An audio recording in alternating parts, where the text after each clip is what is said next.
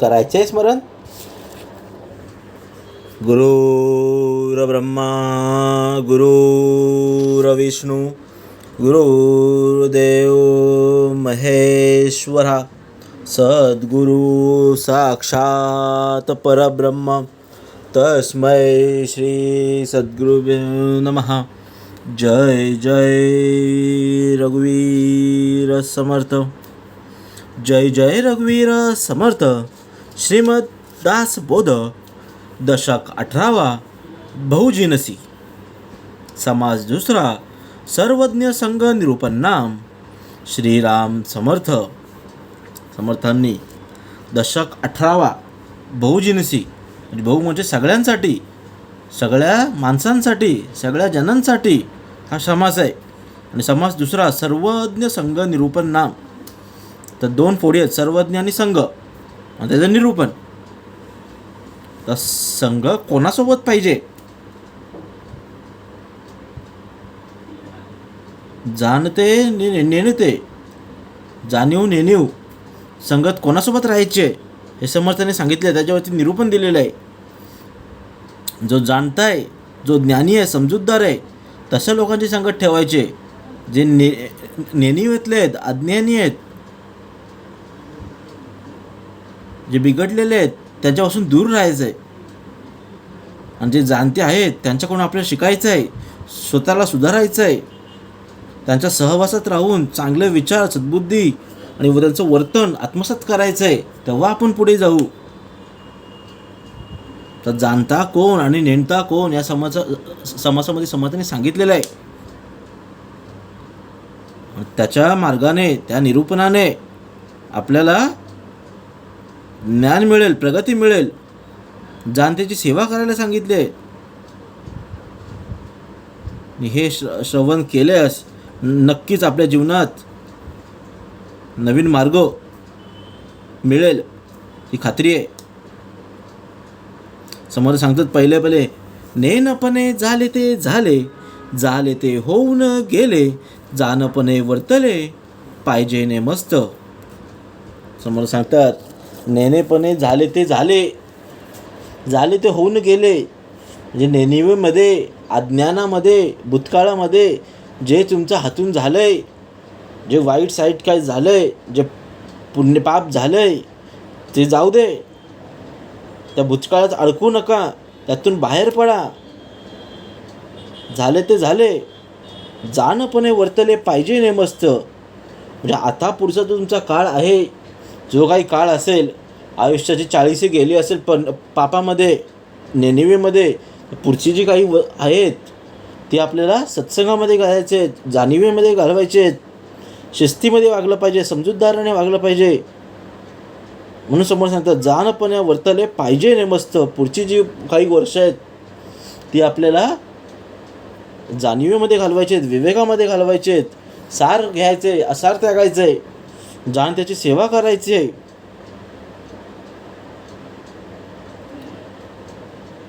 झालं ते झालं, भूतकाळ विसरा. काही लोक काय भूतकाळात अडकून राहतात. अरे यार, माझी 40 वर्ष अशीच गेली, जर मी अगोदरच चांगलं वागलो असतो तर असं केलं असतं. प्रत्येकाला येतं, प्रत्येकाला वाटतं. कुठलीही गोष्ट असो, जी संसारातली असो, परमार्थातली असो, कोणतीही असतो, आपल्याला वाटतं ही अगोदर जर मी गोष्ट केली असती तर इतक्याला मी एवढं मी कमवलं असतं, एवढं मी झालो असतो. पद असो, संपत्ती असो किंवा परमार्थ असो, माणसाला वाटतं. समोर सांगतात झालं ते झालं, गेलं भूतकाळ गेलं ते गेलं. पण आत्ता जे आपल्याला करायचं आहे ते आपल्याला जाणिवेमध्ये करायचं आहे. 3 मित्र होते. ते परदेशात त्यांना फिरायचं होतं. एक जो मित्र होता तो 2 वर्षासाठी जाणार होता. दुसरा मित्र होता तो 6 महिन्यासाठी जाणार होता वास्तव्य करण्यासाठी. आणि तिसरा जो मित्र होता तो 15 दिवसासाठी जाणार होता. 3 जण विजा काढून, पासपोर्ट काढून एकच विमानातून परदेशात गेले. परदेशात गेल्यावर त्यांनी वास्तव्य केलं. 5-6 दिवस फिरले. नंतर मग एकाने विचारलं की जो 2 वर्षवालेला होता 2 वर्ष तिथे राहणार होता, त्याला सांगितलं काय काय तू पाहिलंस, काय काय आत्मसात केलंस परदेशात येऊन. तो बोलतो मी इथले येऊन 10% फक्त स्थळं पाहिलीत, पर्यटक पाहिलेत, अजून मला 90% फिरायचं आहे. अजून माझ्याकडे भरपूर काळ आहे, 2 वर्ष आहेत. आताशी फक्त 6-7 दिवस झालेत, माझ्याकडे 2 वर्ष आहेत आणि आत्तापर्यंत मी 10% फिरलो आहे. तोच प्रश्न सेम 6 महिन्याचा जो आला होता माणूस फिरायला, त्याला विचारला तुम्ही काय काय आत्मसात केलं आहे. तो बोलतो मी आत्तापर्यंत 25% पाहिलं आहे, आत्मसात केलं आहे. अजून माझ्याकडे अजून 7 दिवस झालेत, अजून मला 5 महिने 20 दिवस शिल्लक आहेत. भरपूर फिरायचं आहे, भरपूर फिरून घेईल.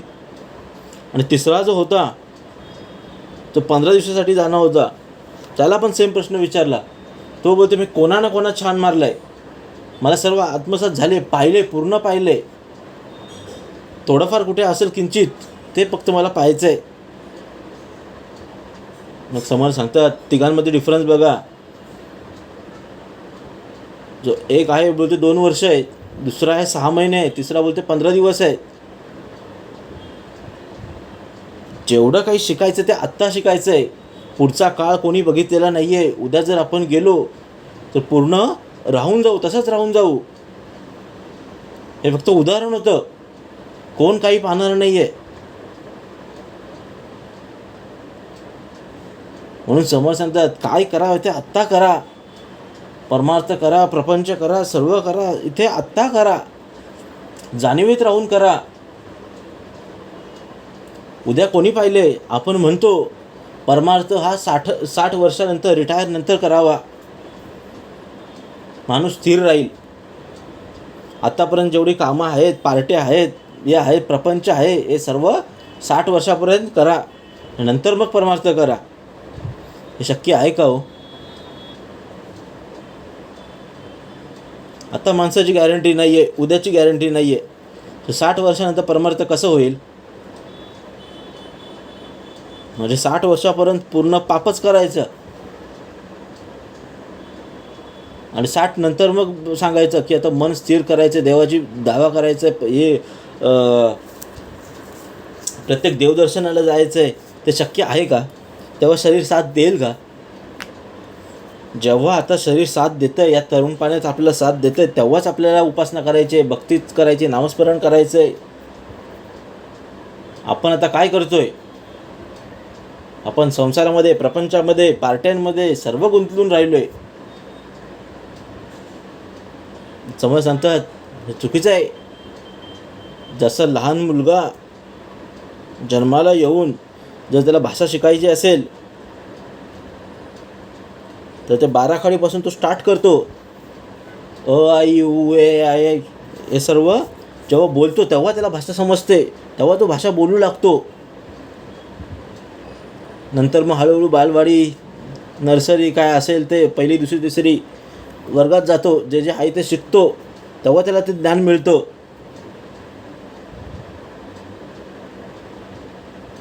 किंवा आपल्याला जर नोकरी करायची असेल, काही आपल्या जीवनात काही टार्गेट असेल, गोल जर करायचा असेल, तर ते आपण गोलपर्यंत आपण निश्चय करतो की हा मला टार्गेट केलंच पाहिजे, हे जीवनाचं माझं ध्येय आहे, हे केलंच पाहिजे.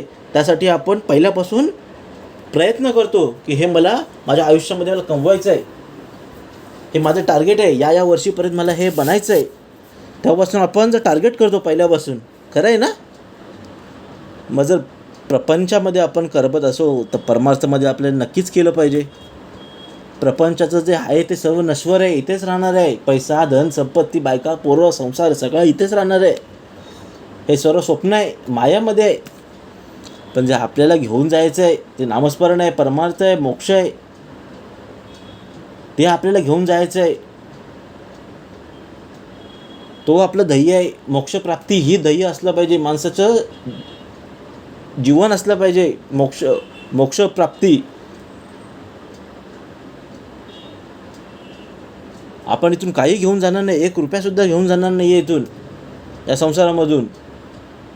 आणि जर आपण जर चांगलं वागलो, नामस्मरण केलं, भक्ती केली, उपासना केली, तर तेच आपल्याला मोक्षातून 84च्या फेऱ्यातून आपल्याला तारणार आहेत. त्यातून आपल्याला बाहेर पडायचं आहे. म्हणून समोर सांगतात पहिल्याच ओळीमध्ये, नेनतपणे झाले ते झाले, झाले ते होऊन गेले, जानपणे वर्तले पाहिजे नेमस्त. आत्ता तरी ब्राह्मणे शाने व्हा, आता शाने व्हा आणि जाणत्याची संगत धरा. कोणतरी गुरु मेंटॉर असणं गरजेचं आहे, जिथे आपण आपल्या भावना व्यक्त करू शकतो, अडचणी व्यक्त करू शकतो, त्यातून आपल्याला तो बाहेर काढू शकतो. समोर सांगतात 60 वर्षानंतर कोणी पाहिलंय? आपण जर बोललो 60 वर्षानंतर मला भक्ती करेन, परमार्थ करेन, आणि जर तो 40व्या वर्षीच गेला, मग काय? ना भगवत प्राप्ती ना काहीच नाही. परत त्या 84च्या फेऱ्यामध्ये. आणि 60 वर्ष जरी जगला तरी त्याचं शरीर 60 वर्षानंतर साथ देईल हे कशावरून? 60 वर्ष झाली की रिटायर करतात. कारण का?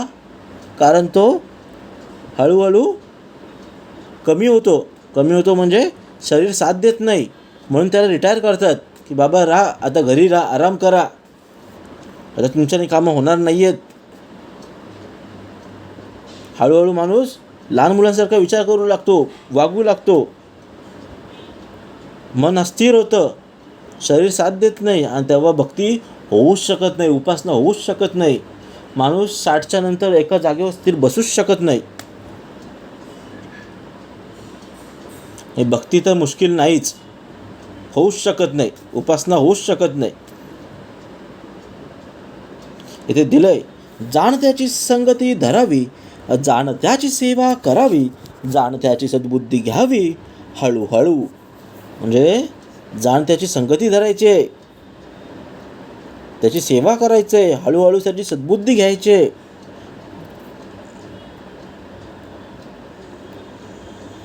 ज्ञानी लोकांचा चांगला स्वभाव आत्मसात करायचा आहे, लोकांचा सहवास करायचा आहे, त्यांची सेवा करायची, आदर करायचा, त्यातूनच ज्ञान मिळेल.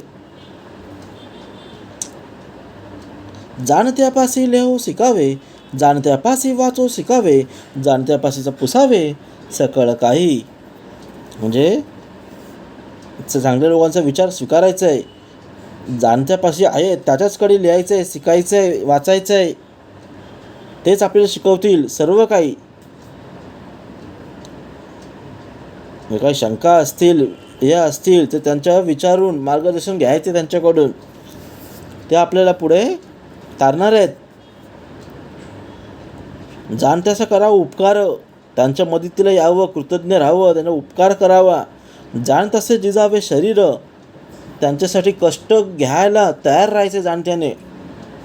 जाणत्याचा पाहावा विचार, म्हणजे त्याचे विचारसरणी समजून घेऊन त्याला समजावता आलं पाहिजे. जाणत्याचे संगतीने भजावे, जाणत्याचे संगतीने जिजावे, जाणत्याचे संगतीने रिजावे विवरो विवरो. म्हणजे जाणत्याच्या संगतीने भगवत वचन करायचं आहे, त्याच्या संगतीने कष्ट सोसायचे आहेत, त्याच्या संगतीने विवरण करीत संतुष्ट व्हायचं आहे. म्हणजे त्याच्या सहवासात राहून आध्यात्मिक प्रगती, भजन, साधना आणि जीवन सुधारायचं आहे. फक्त आता आपल्याला ओळखता आलं पाहिजे जाणता कोण आणि नेणता कोण. संगत म्हणजे ही कंपनी, ही संगत तुमचं आयुष्य ठरवतं. ज्या लोकांसोबत तुम्ही राहता तसंच तुम्ही बांधता. जर तुम्ही 4 चौघतीमध्ये राहत असाल, म्हणजे ती वाईट संगत असेल तर ती तुम्हाला वाईट संगतीमध्ये करण्यामध्ये भाग पाडेल. तुम्ही कितीही चांगलं राहावा, ते तुम्हाला त्यामध्ये विषयामध्ये खेचणारच. म्हणून मेंटॉर, गुरु असणं खूप महत्त्वाचं आहे. ज्यांच्याकडे अनुभव आहे त्यांच्याकडून आपल्याला शिकता आलं पाहिजे. इगो बाजूला ठेवून मला सगळं माहिती आहे, मी करू शकतो, हा ॲटिट्यूड आपल्याला सोडायचा आहे. फक्त ऐकून नाही, सेवा प्रश्न फॉलो करणे हाच मेन आहे. हे सगळं करायचं आहे समज सांगतात. म्हणून दिलंय, जाणत्याचे गावे गावे गावे,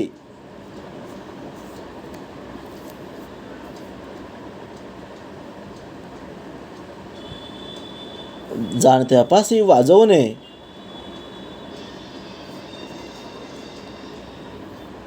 नाना आळाप शिकणे जाणत्यासी. म्हणजे ज्याच्या त्याच्यापाशी गाणे गावे, वाद्य वाजवावे, जाणत्यापाशी संगीत कलेची, ज्याला आवड आहे, ज्याला ज्ञान आहे, त्याच्याकडेच तुम्ही गाणं गाऊ शकता. ज्याला संगीतामधले सारेगम पद निसा हे सर्व स्वर माहिती आहेत, त्याच्याकडे आपलं गाणं गाऊ शकतो. जर एखादा कोणी नॉन सिंगर असेल, ज्याला काही माहितीच नसेल, स्वर काही आहे त्याचे नाही आहे, तर त्याच्याकडे जाऊन त्याच्याकडे आपण गाणी शिकू शकत नाही. काय शिकायचं आहे सांगितलेलं आहे. बोलणं, वागणं, काम करण्याची पद्धत हे सर्व इथं सांगितलेलं आहे. जाणतासे कासेसे लागावे, जाणत्याशी औषधी घ्यावे, जाणता सांगेल तर करावे पथ्य आधी. म्हणजे इथे पण जाणायचं आहे, जाणेने कासेसे लागावे.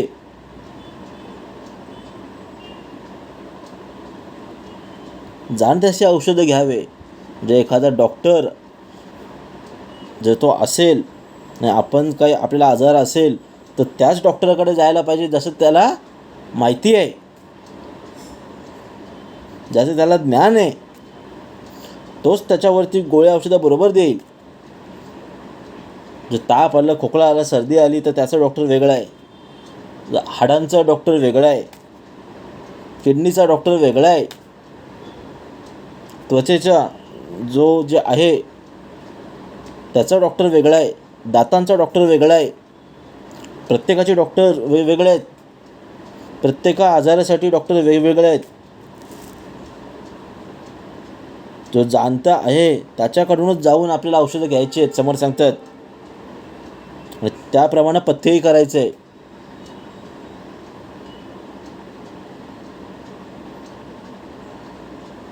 जर तुम्हाला खोकला सर्दी झालं असेल आणि तुम्ही दातांच्या दवाखान्यामध्ये गेला असेल, तर ते उपचार करू शकत नाही. तसंच आहे,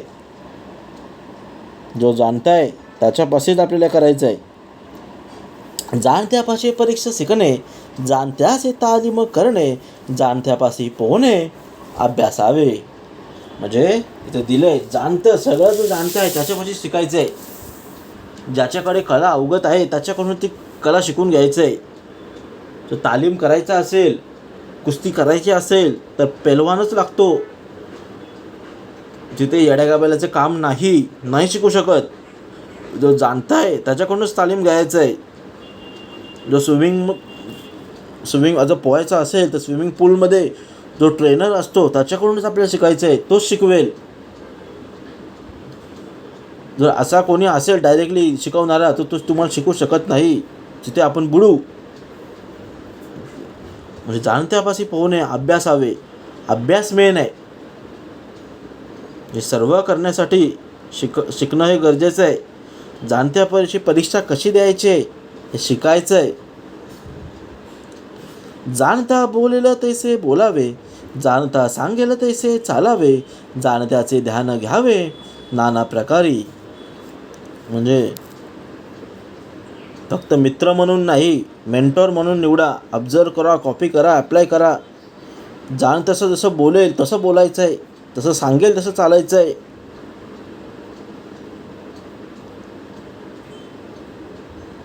तो जसं वागतो तसं करतो, मदत करतो तसं आपल्याला करायचं आहे. आणि हे आपल्याला शिकायचं आहे. संसारामध्ये आहे, प्रपंचामध्ये आपण शिकतोय, पण परमार्थामध्ये हळूहळू आपल्याला शिकायचं आहे. हे सर्व आत्तापर्यंत आपण बाहेरची उदाहरणं पाहिलेली आहेत. हे सर्व आपल्या अंतरी ओळखायचं आहे. हे काम, क्रोध, मद, मत्सर, दंभल, संशय, चिंता या विषयांवर मात करायचं आहे. तर यासाठी जो जाणताय तो सद्गुरू आहे. त्यांच्याकडून आपल्याला शिकायचं आहे. शिकायचं म्हणजे काय? निरूपण करायचं आहे, भजन करायचं आहे, उपासना करायची आहे, नामस्मरण करायचं आहे. त्यातूनच आपले सर्व विषय जे आहेत ते बाजूला होतील, मन स्थिर राहील. म्हणून गुरु हा मेन आहे. तो आपल्याला करता आला पाहिजे, समजता आला पाहिजे. जाणत्याच्या कथा शिकाव्या, जाणत्याच्या युक्ती समजाव्या, जाणत्याच्या गोष्टी विवराव्या, सकळ काही. म्हणजे ज्याच्यापासून कथा सांगायच्या आहेत,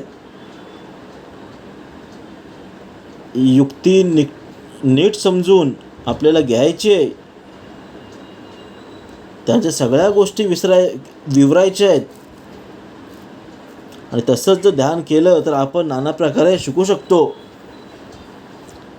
जे दिलंय, जाणत्यापासून कथा सांगण्यास शिकावे, युक्तिनिटी समजून घ्यावं, सर्व गोष्टीचं विवरण करावं. म्हणजे ज्ञानी लोक कसं बोलतात, कथा कशा सांगतात, त्यांच्या युक्ती काय, लॉजिक काय, हे कसं आहे ते समजून घ्यायचं आहे.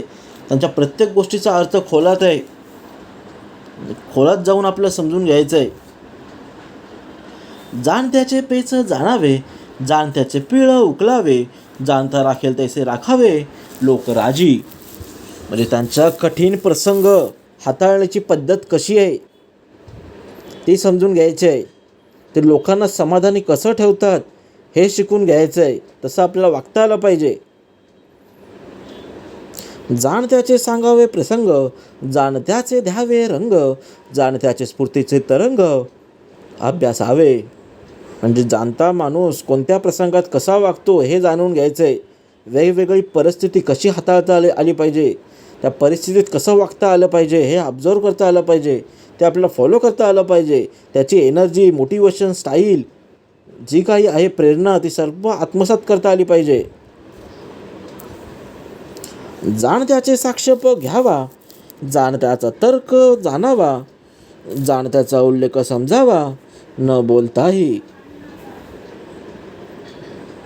म्हणजे ते जाणत्याचा साक्षेप, जाणत्याचा तर्क तो जाणायचा आहे, त्याची तर्कशक्तीचा रिझनिंग जो आहे तो अभ्यास करायचा आहे. ते काही वेळा न बोलताही जो सूचित करतात ते समजून घ्यायचं आहे. जाणत्याचे धूर्तपण, जाणत्याचे राजकारण, जाणत्याचे निरूपण ऐकत जावे. म्हणजे इथे समज सांगते, धूर्तपण म्हणजे चतुराई, शहाणपण, वाईट अर्थाने नाही, चांगलं.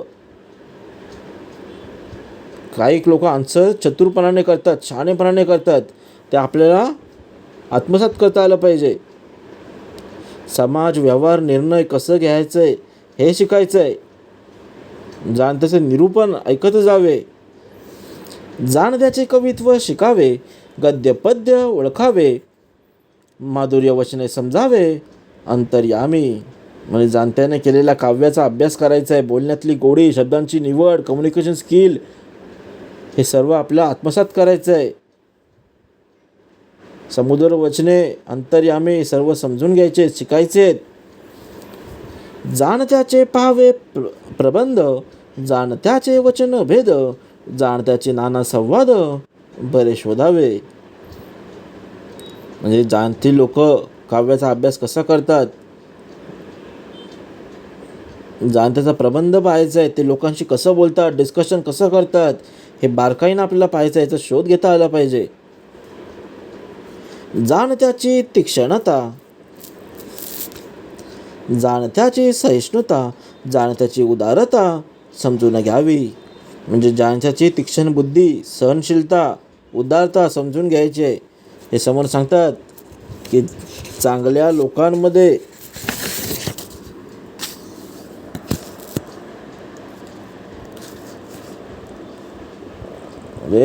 चांगल्या लोकांत राहा, एवढंच नाही, त्यांना ऑब्झर्व करा, त्यांचे अनालिसिस करा, कन्सिस्टन्सली अडॉप्ट करा, तर इथे सर्व आहे. जाणत्याचा काळ सार्थक, जाणत्याचा अध्यात्म विवेक, जाणत्याचे गुण अनेक अवघेच घ्यावे.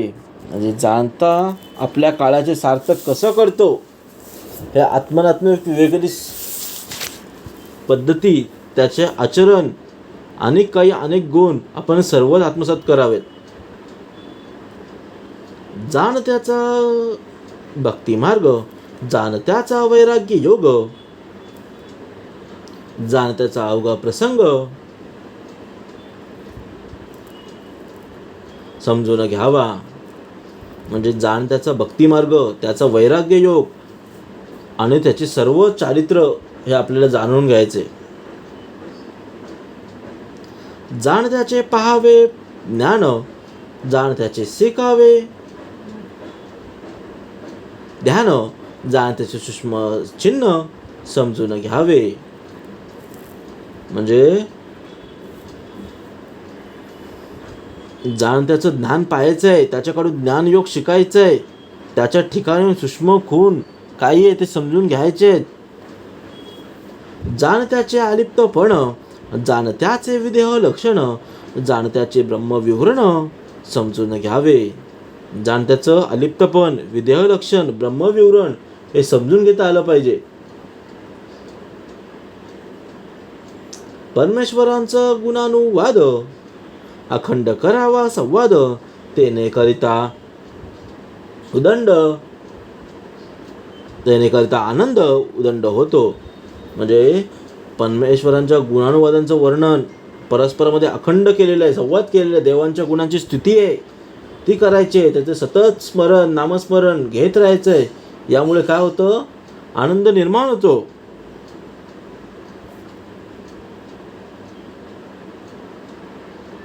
परमेश्वर निर्मिले ते अखंड दृष्टीसे पडते, विव्र विव्र समजवते विवेके जनी. म्हणजे जे जे परमेश्वराने निर्माण केलेले आहे, हे संपूर्ण सृष्टी परमेश्वराने निर्माण केलेले आहे, हे सर्व काही दिसतंय, हे सर्व रूप त्याचंच आहे. विवेकी लोकांनी वारंवार विवरण करून त्याचं खरं स्वरूप जाणायचं आहे. समोर सांगतात ही सर्व सृष्टी त्याचीच आहे, त्यानेच क्रिएट केलेली आहे.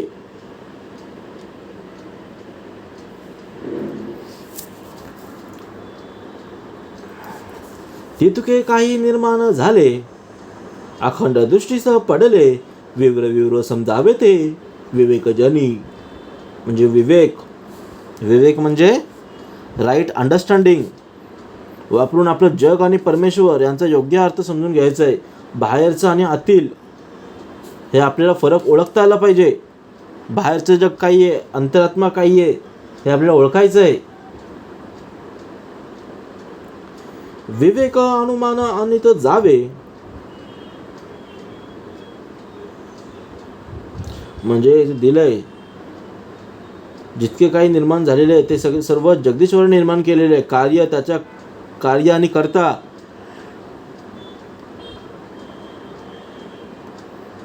हे निराळे असलेले आहेत, वेगवेगळे आहेत, ते आपल्याला ओळखून घ्यायचे आहेत. तो निर्माण करता जना, परी पाहो जाता दिसेना, विवेक बळे अनुमाना अनित जावा. म्हणजे तो सर्व लोकांना निर्माण करतो, पण त्याच्या पाहाव्याला जर आपण प्रयत्न केला तर तो दिसत नाही. म्हणून विवेकानं सूक्ष्म दृष्टीनं विचार करून अनुमानानं त्याला जाणण्याचा प्रयत्न करायचा आहे. अंतरात्मा कोण आहे तो आपल्याला ओळखता आला पाहिजे. त्याचे अखंड लागता ध्यान, कृपाळूपणे देतो आशन, सर्व काळ संभाषण तदाशीच करावे. म्हणून जो अखंड ध्यान लागतो, तो सतत नामस्मरण करतो, ध्यान करतो, त्यालाच देवाचा आधार मिळतो, मोक्ष मिळतो, 84च्या फेऱ्यातून सुटका मिळते. तुम्हाला सांगतात ध्यान धरी तो अभक्त, ध्यान धरील तो भक्त, संसारापासून मुक्त भक्तांचं करी. दिलंय, शेवटला दिलंय. तो ध्यान धरीना तो अभक्त, जो ध्यान धरत नाही तो भक्त नाही, आणि जो ध्यान धरतो, नामस्मरण करतो, तो खरा भक्त आहे. आणि या संसारापासून मुक्ती त्या भक्ताला निश्चित मिळते.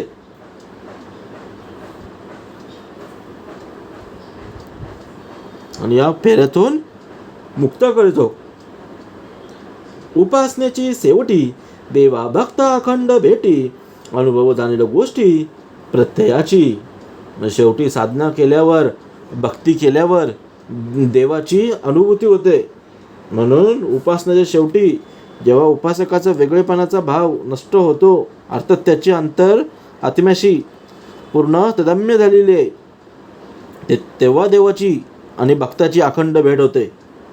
आणि या अनुभवाच्या गोष्टी अनुभवत जाणतो. हे सर्व आपल्याला वाटतं आपण करतोय, देव फक्त मंदिरात नाही आहे, तो सगळीकडे आहे. विवेक आणि भक्ती ही खरी प्रगती आहे. फक्त पूजा नाही तर समजून केलेली जी भावना आहे, साधना आहे, ती महत्त्वाची आहे. विवेकाने समजून भक्तीने अनुभव केल्यावर परमेश्वर मिळतो. तुम्हाला सांगतात शेवटची ओवी आहे, उपासनेचे शेवटी देवा भक्ता अखंड भेटी, अनुभव जाणेल गोष्टी प्रत्ययाची. म्हणून शेवट सांगतात, उपासना हाच तुमचा तारण मंत्र आहे. जर या 84च्या फेऱ्यातून, या समुद्रातून आपल्याला जर तारायचं असेल तर नामस्मरण, उपासना, भक्ती हेच महत्त्वाचं आहे. हेच आपल्याला जाणणार आहे, तारणार आहे. इथे श्रीदास बोधे गुरु शिष्य संवादे सर्वज्ञ संग निरूपण नाम समास दुसरा. जय जय रघुवीर समर्थ.